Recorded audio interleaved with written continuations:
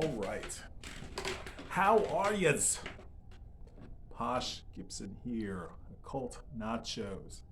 So, this is a video of undetermined length at this point, but this is something that the more I thought about it, the more I thought it was a good message to put out there. And it's about one spiritual path. Because, I've kind of realized that one, the inherent pitfalls of the spiritual path, which we'll get to in the spiritual materialism section of this video, or maybe another video, just all about that. But, I really started processing my own spiritual path and what I've learned on it, not just necessarily what I've learned to my own insights, but what I've learned from other teachers. And this is why, for me personally, I need to teach and share what knowledge I've learned more to the world. Not that I feel that I have any sort of special knowledge. I mean, this is knowledge that in science that has been around for ages in various forms and various traditions, but there's not going to get to a point in the world, in Malkuth, where it's like, occult teachers, spiritual teachers, people like that, we're full. We don't need any more of those. That's never going to be the case, because frankly, there's plenty of people out there who are actually doing a disservice to people with what they talk about in terms of spirituality and occult practice. But that's on them. So I'm only trying to benefit to the hidden culture that is known as the occult and broadly, the spiritual path. So I began reflecting about how my path started. And mine primarily started actually with food. That's how I kind of started to really, and it seems like a funny place to say where I started the spiritual path, but what happened was, my sister has always been into nutrition, things like that. I didn't necessarily care. I was always interested in exercise, from playing football in high school, but nutrition I never really cared about. But as I got to college, my sister kind of shared like, hey, here's some healthy things to eat, sort of thing. And, she kind of put me hip to some stuff about the world of nutrition and food and, problematic food and all that sort of shit. So I started learning about kind of shit that's, it's more known now, but at that time, even though, it wasn't that long ago, it was starting to emerge more about healthy eating and what's wrong with the current type of food that's bandied about in society. So kind of from there, I was like, well, if they're lying about these foods, what else is being kept from me or hidden? And then from there, I kind of got into a whole conspiratorial part of the world. And at this point, I'm in college. I'm, sophomore, junior in college at this point. When I really got hard into conspiracy was probably about sophomore year, because I had lots of friends, who were kind of interested in similar things, similar stuff, not only psychedelics, but also kind of conspiracy theories and, 9/11 and all that sort of stuff. So, I delved into that world and I learned a lot of shit, a lot of fascinating shit. But by the time I got to ending college and, graduating, I was still into learning about conspiracy theories and all that sort of stuff. And I lightly got into metaphysics, but that's kind of as far as I went. I didn't get into any occult practices or anything like that. So, by the time I got out of college, I was still interested in that stuff, but it was kind of like same old story. And, maybe into my like mid 20s, maybe I sort of kept up with that stuff. Alex Jones has fallen from grace that now, but back then that was the nigga.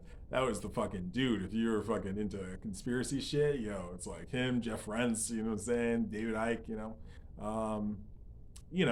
But once I got to the mid 20s, I kind of was like, I don't know. I was obviously working now, and sort of stuff, and I just kind of I don't know if I ever had a conscious decision that like I'm gonna stop researching conspiracy theories, but it was like sort of a relationship that's like you didn't necessarily break up with that friend or like had a falling out, but it's like you stop hanging out.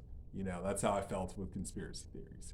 And so, you know, then I got to my 30s at this point, and you know, I'd always I forgot to tell the most important part of this journey is actually no, this is okay, all right. I thought I had been talking out of order, but I had not. So a little bit when I was in college, I was sort of interested in like Taoism and things like that. You know, so I learned a little bit about Taoism, or a lot of it, you know, a little bit. You know, I'd read a good amount of Taoism, also in my late 20s. And then when I got to my late 20s, early 30s, I got into Buddhism, which I hadn't necessarily been interested in before, you know, because again, I was mainly interested in Taoism when I learned about it. So then I got into Buddhism. And you'll see why I'm explaining all this stuff. I'm not just reminiscing to reminisce. There's a point of me laying all this stuff out.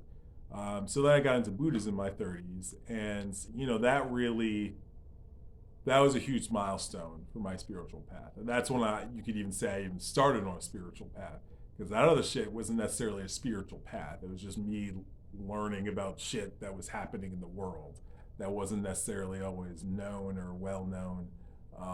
But it wasn't necessarily spiritual endeavors or spiritual learning.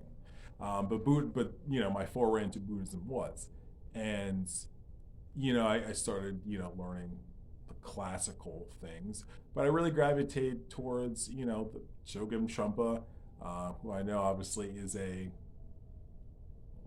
infamous figure within Buddhism at large. But can't knock the insights, folks. You can't knock the insights. Because listen, it's like the same thing with there's been a lot of artists who have made a lot of beautiful music, but also done fucked up things. Those things can exist. And there's also been a lot of great people who've made terrible art.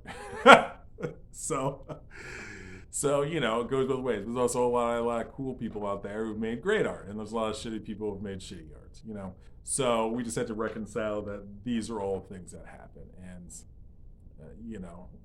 I would say, an R&B song, versus insights of high spiritual degree. I don't want to compare the two, but I would go err on the side of the insight. So, anyways, so I got into Chogyam, and that was definitely a boon for just my own, just dealing with just one's mind and just the perspectives that he uses in his teachings, especially because he came to the West and kind of was like, I gotta tell these Negroes and Negressids how to work with their minds, since they're non-Tibetaners and they don't know all this terminology and all these concepts. He broke it down and he did a wonderful, masterful job. So, getting into that just really kind of didn't necessarily give me direction. It gave me a better view of day-to-day living, right? Being a spiritual warrior and what that means. Being able to be brave in the sense of facing yourself and just all the shit about yourself, and some days it's easier, but it's like you still are able to do it day in, day out, whatever is presented to you, whatever you feel, see, or taste, but also knowing it doesn't really exist, right? It's a figment of your imagination. It's a figment of your mind. I study a lot of his work. Still a book that I read a lot is Shambhala, The Sacred Path of the Warrior, which, I give that book to people because it's just a really great book. Even it's like specifically not a Buddhist book. It's more sectarian. Not sectarian. What's the word when something's not religious? Secular. Yeah, it's specifically secular. and how he approached it. It's kind of the idea that there's a wisdom and tradition in the world that isn't held by the Buddhists, isn't held by the Hinduists, isn't held by Christians or Jewish folk. It's an underlying spiritual bravery and spiritual warrior tradition that exists in all people, inside of everybody. It's just tapping in and uncovering it. So, I was working with that, kind of off and on.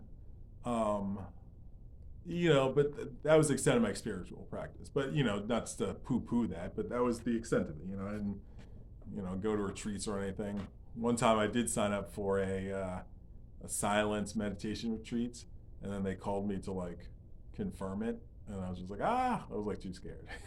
And then I didn't answer their call, and obviously I didn't go. So, we'll get back to that. We'll circle back around to that. So then once I got to my mid-30s, and I'm 37, so this was only a few years ago. This is during the pandemic, and just one of my friends, I remember, that whole year, me and my friend, we did Qigong every day for a whole year. We missed maybe 10 days, where we didn't do together, but, we would do it separately. But, so we were always talking all the time about spiritual things and stuff like that. At this time I kind of had gotten back into, I don't know, there's kind of a lane where it's conspiracies, but also it's conspiracies, but also spirituality. I don't know what you quite call that lane, but it's I don't know. So I was kind of in that lane with kind of these people out there who are more,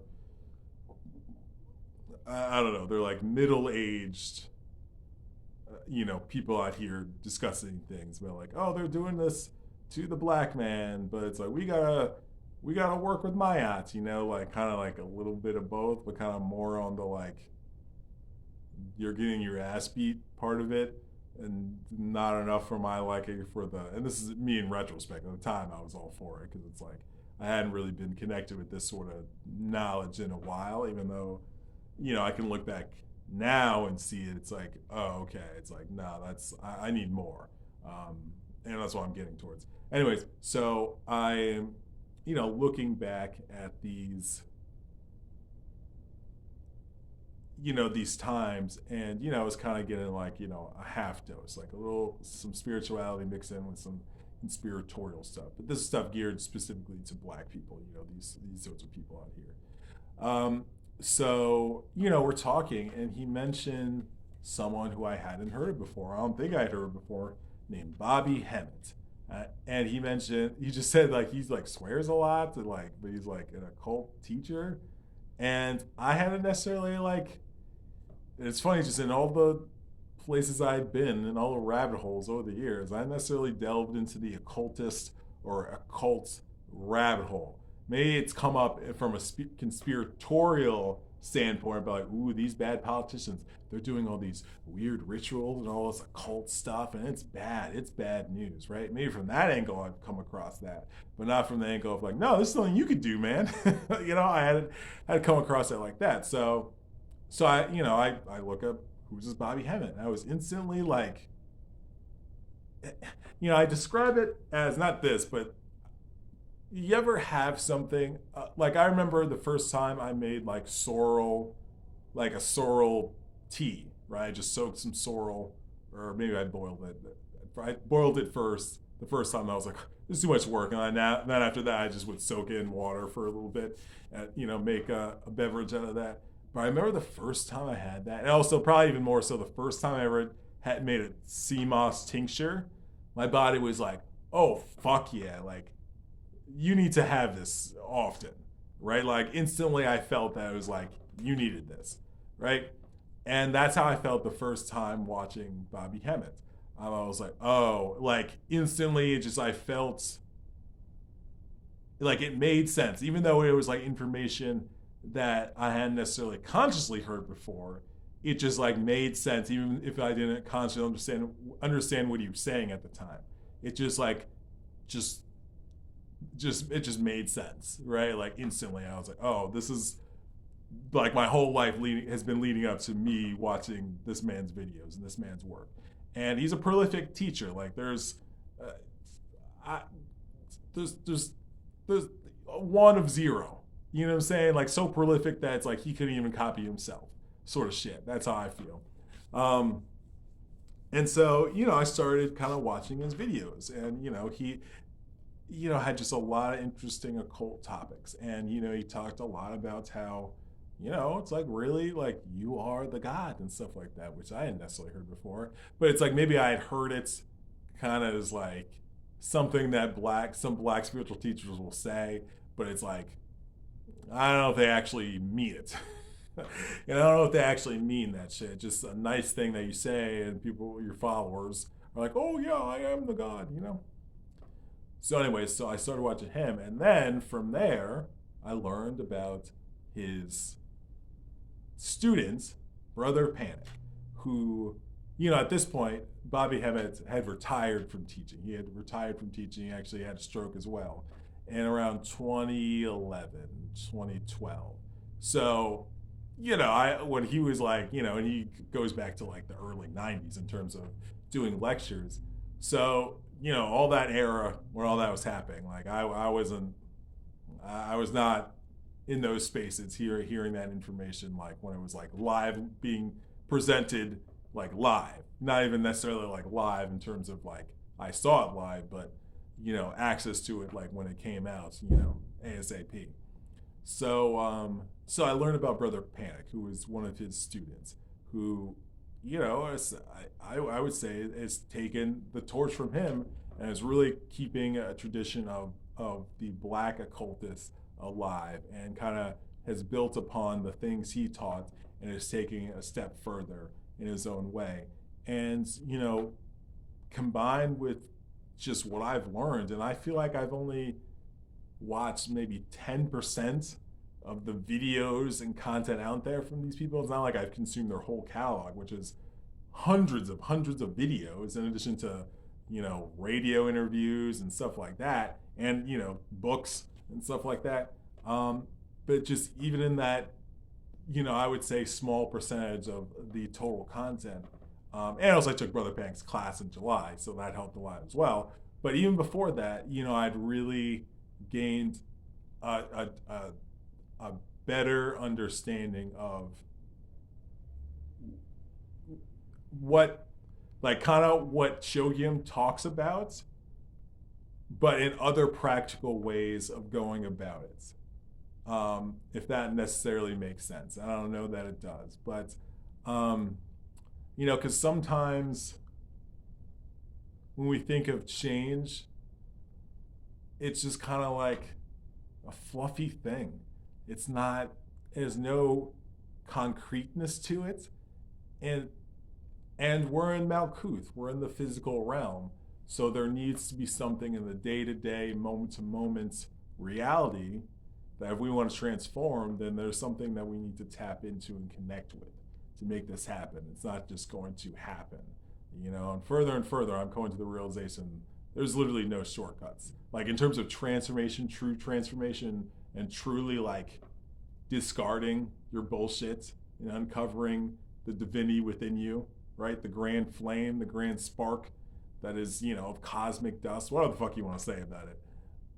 It takes just so much, just moment to moment and day to day focus, but not necessarily that you need to be like looking at something hard, like not that kind of focus, but consistent focus to like want to work on that again and again. And especially when it's like, I don't want to work on myself today. I don't want to go into the unknown, because that's essentially what it is. It's going to the unknown, right? Because the spiritual path, you could say it's really just going into the unknown, because it's about knowledge of self, which is a huge part of the spiritual path, if not the part, because all the rest is connected to that. Because, understanding who you are and what you, because understanding who you are You'll understand what you are, and you'll understand why you are, and where you are, and how you are, and you get all the W questions. It's about answering questions, but it is about answering the question of you, right? Your inner mysteries, as I like to say. So, I learned a lot from Bobby Hemmett. I learned a lot from Brother Panic. Still continue to learn a lot from both of them, when I consume their stuff. But, I feel now that, I'm at a point where I, occult practice to me and the spiritual path is really actually very simple. It really is very simple.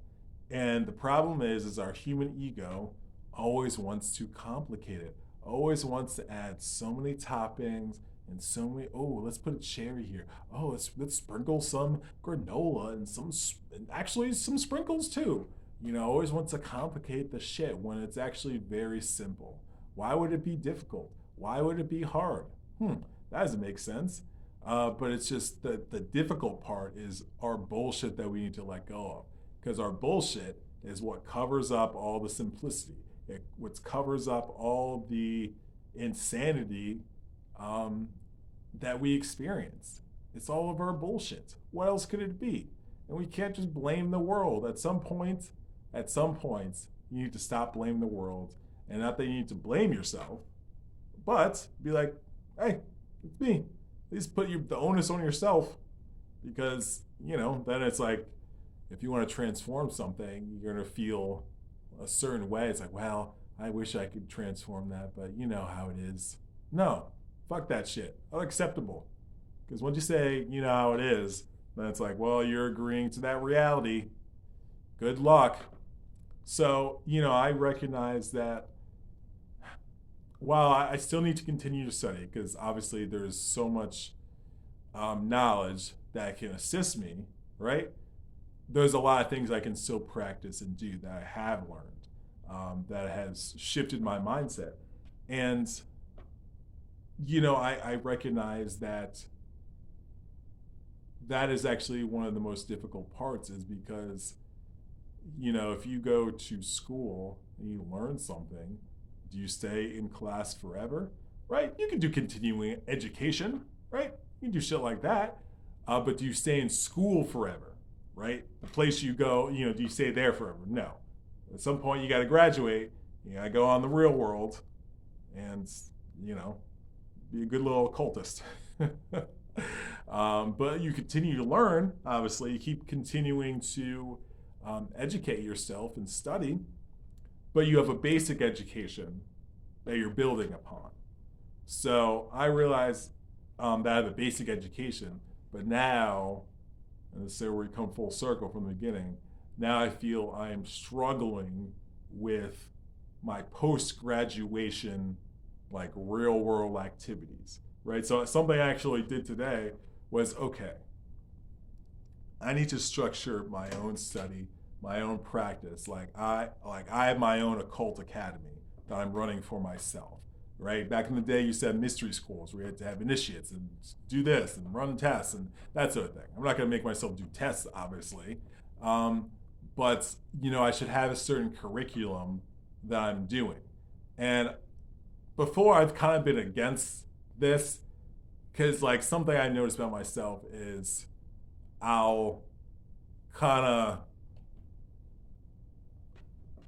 always want to demarcate things, sometimes to an exhaustive level where it's like, that was unnecessary. You could have just gone with the flow on that. And if at some point in the future you need to create some sort of structure around it or whatever, you could have, but you could have just started doing that. Because I always want to like demarcate it.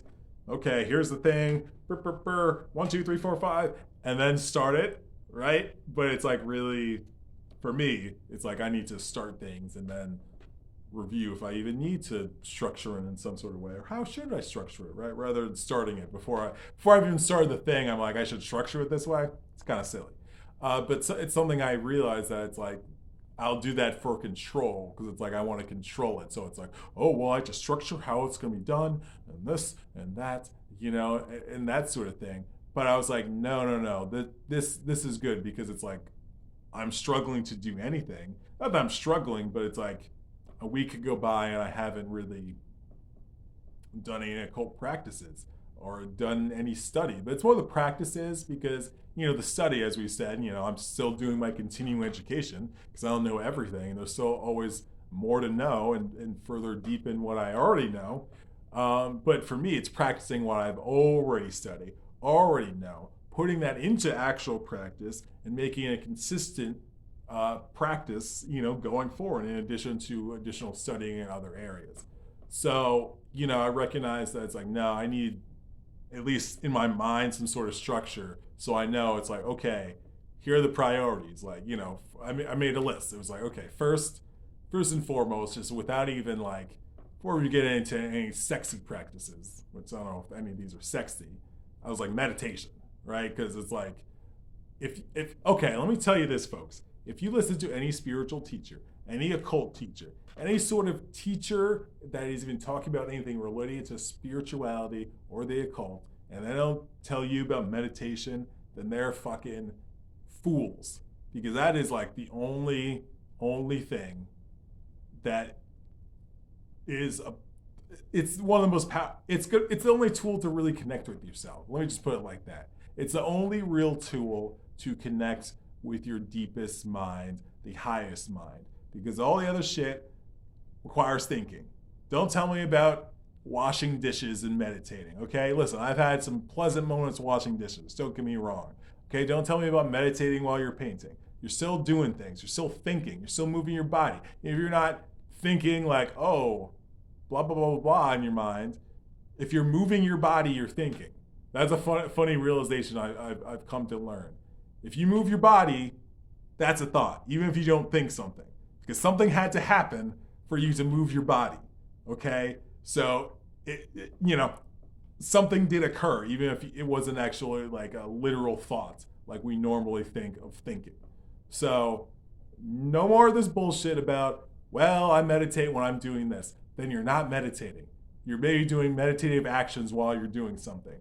But meditation means you're not moving. You're not doing shit. All right, we need to cut the shit. There's a funny Chogyam line in a book where he's like, I don't trust people who like don't actually practice. Same with me. I don't trust y'all niggas. If y'all ain't meditating, honestly, I always talk about like, when I get married, and I was like, I don't know, like my criteria might be too high for marriage. Like you may to like, yo, how long? Like how many hours have you meditated in the last 2 years? That may be the first question before I even propose. Because, I just want someone who is working on their mind and working on their spirituality. And meditation is the chief, primary, top. It's like the first 4 spots in that shit. You know what I'm saying? Because we can say a lot of things. We can say, oh, taking ayahuasca. Yeah, that helps. Oh, doing this. Yeah, that helps. Oh, doing that. Yeah, that helps. But at the end of the day, sitting, not talking, not moving, and breathing, as ironic as it is, and this is the irony of it, is one of the most powerful things anybody can do in any moment. So, if someone is talking about, do these spiritual practice, do this, hold your thing and visualize your third eye, and then slap yourself on the cheek, and then slap yourself on the cheek again, and then pull your locks, and then pull them really hard, and then pull them really soft, and keep visualizing your third eye. And they don't talk about meditation, then they're a fucking fraud. Okay? Anyways.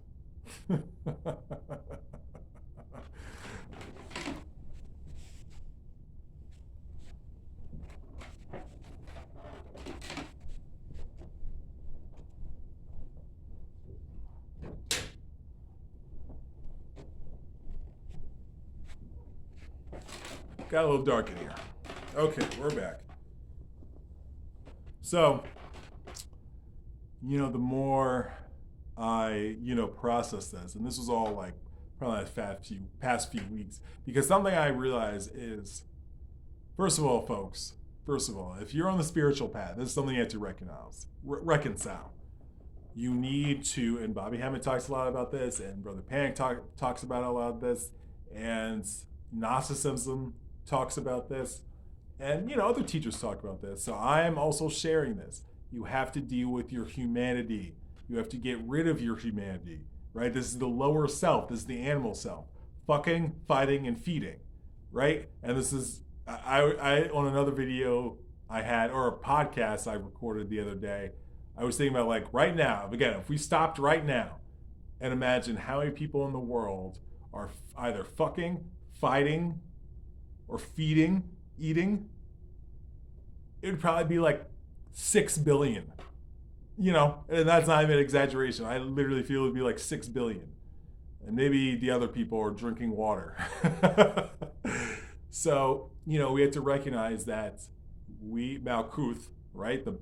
Where we are, physical reality, it's engineered socially to encourage fucking, fighting, and feeding. Okay? And that feeding could be not just feeding on food, but feeding on each other through fucking and fighting. So think about that as well. So, it's structured in a way that it's like, oh, you're doing lower. It's like, yeah, keep doing lower self shit. Yeah. It's structured in that way. But higher self activities like heart chakra and up, it's not really always cool to be in those chakras, depending on where you are. But again, this is why it's like, you got to work on your own minds and creating your own reality to deal with that, so you can get out of your lower chakras. And that's another thing that one needs to reconcile if you're on the spiritual path, on the occult path. You definitely need to deal with your lower chakras, because otherwise you won't be able to do shit, because you're gonna be stuck in the animal self, right? You're not gonna be able to transcend past this place, past the astral, and just keep going to higher planes. What the fuck are we here for, right? Sometimes I get sort of like, oh, I wish I had a family and blah, blah, blah, and, that sort of thing. But it's like, yeah, but then also I don't want it to come back here. I don't want it to come back here. I'm not trying to be reincarnated. It's my choice, So I'm working on getting the fuck out of here and merging my consciousness back to the source. So that requires me to, again, outline my occult academy so I can stop fucking around. So, I just felt recently, probably this was maybe end of September, early October, that I'd sort of fallen asleep on my studies and my practices. Because I just kind of felt like one day, like I literally woke up and like felt like, oh man, I have been working on this shit in the past like 3 weeks, like at all. And I was like, oh man. And it's happened before. And I understand that in terms of these practices and this sort of study, it's new to me. Like Buddhism and those sort of practices and study, I've been doing that for, over 10 years at this point. So that's much more ingrained in terms of things I will go to, read, and study, right? But occult practices and study, it's only been a few years. So it's like I'm still training myself, as this is how I view my life, reality, the world, is through an occult mindset. And, I will sometimes slip back into a human ego thinking mindset of viewing reality. And it doesn't mean there's not a place for that, but that place is much less than you would think. And actually, we're led to believe that it's like, oh, thinking. Oh my goodness, that person's so brilliant. Fuck brilliance. Fuck thinking. Fuck all that sort of shit. Okay? Because it's only an exercise of the ego, and in small doses, yeah, it's a cute trick. Oh, sure, okay, someone did something cool with numbers. Ooh, woo, whoop-de-doo, you know what I'm saying? Are those numbers gonna help me shed my body and be reborn as a higher deity or entity? I don't think so. Folks. So that's the shit I'm on. And so this is messages out to anybody also on the spiritual path, the occult path. So yeah, just minds getting caught up in the humanness of this dimension, of this reality, Malkuth, all the shit with Kanye, all the shit with Kyrie, all that sort of shit. Even the shit with, listen, y'all, just for the foreseeable future, I just want to tell y'all, black people, there's always going to be a situation most likely, until something radically changes, right? Going forward, there will always be situations where black people get their ass beat, get abused, get just all manners of disrespected, abused, and humiliated, right? It's been going on for a while. It's going to continue happening, right? This is part of the thing. Because you know what? You know what? All that shit, because even sucks me in. Even sucks me. I feel myself on the outskirts, but I realize that a lot of that shit sucks me in because I'm just a curious person. So interesting story, even if it's about someone, these people in this jail just beating up this dude who's on suicide watch. True story, in like Florida or Alabama or something, for like a non-violent offense he was in there for. Wild. It just keeps you caught up in human bullshit, right? Not to say that's human bullshit that someone got their ass beat in a jail by all these jail officers, right? That's not cool. But just focusing on it just keeps you further from your spiritual path, right? Keeps you further in a low vibe state, keeps you in a state where you probably want to fight people, or you want to feed, or you want to fuck, right? Because you're probably in an emotional state and you want to like let off some steam, right? Probably do some drugs, probably drink, right? Because like, fuck these crackers. How dare they do that, right? And I get it. I'm empathetic to all this shit. I fucking understand. And I understand more than most because it's like, I'm a social worker. I used to be an activist. So I've exposed myself to a great deal of all that nonsense. But at the end of the day, it's like, if you're over this place, then it's like, you need to be working on your consciousness. You need to be working on your chakras. You need to be working on what's in your heart and just clearing your psyche out of bullshit. Otherwise, you're just gonna have to keep hanging around.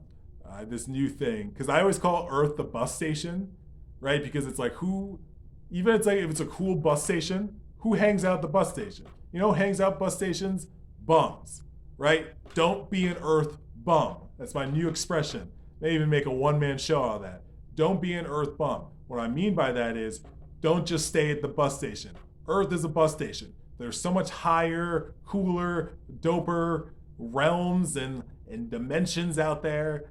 I mean, listen, there might be an Aubon Pond in this bus station, right? But again, it's a bus station. You go there, you travel, you get the fuck out, right? You're a traveler here, right? You're not staying for vacation. Be a traveler. I'm a traveler, you know what I'm saying? Oh, my bus is coming? Okay, I'm leaving. I'm going to another dimension. Yeah, Earth, it's been something. But I'm going over here for eternity. All right?